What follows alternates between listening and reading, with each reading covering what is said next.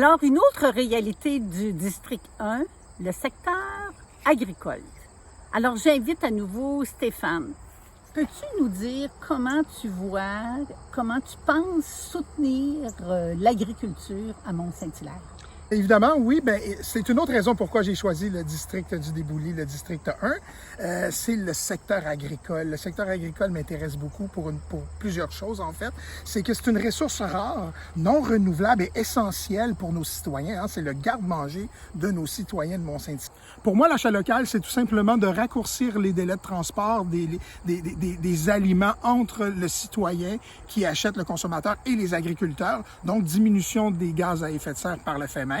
Et en même temps, de favoriser l'automatisation des tâches. On sait qu'il y a beaucoup de stress présentement chez les agriculteurs au quotidien parce qu'il y a beaucoup de tâches qui se rajoutent, beaucoup de choses à gérer pour pouvoir passer à travers chacun de leurs journées. Donc, l'automatisation des tâches va permettre de réduire le stress, mais en même temps, de réduire l'impact de la pénurie de main-d'œuvre.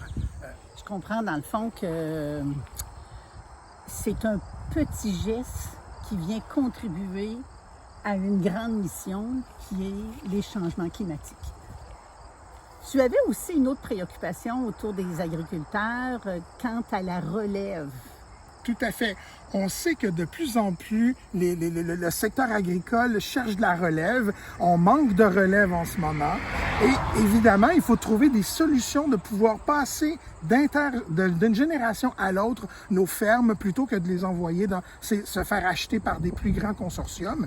Donc, c'est évident de commencer à proposer aujourd'hui des changements pour pouvoir faciliter cette relève-là d'une génération à l'autre sans que ce soit nécessairement les enfants des agriculteurs. Okay. Est-ce que c'est dans nos pouvoirs comme élus municipaux?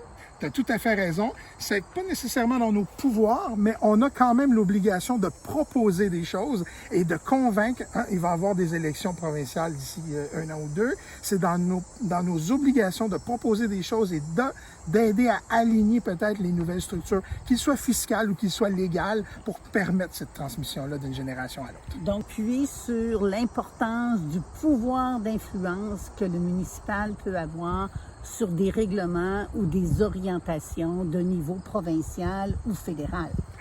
Exactement. Agriculteurs de Mont-Saint-Hilaire, craignez-vous pour votre relève éventuelle? On veut vous entendre là-dessus. La parole est à vous.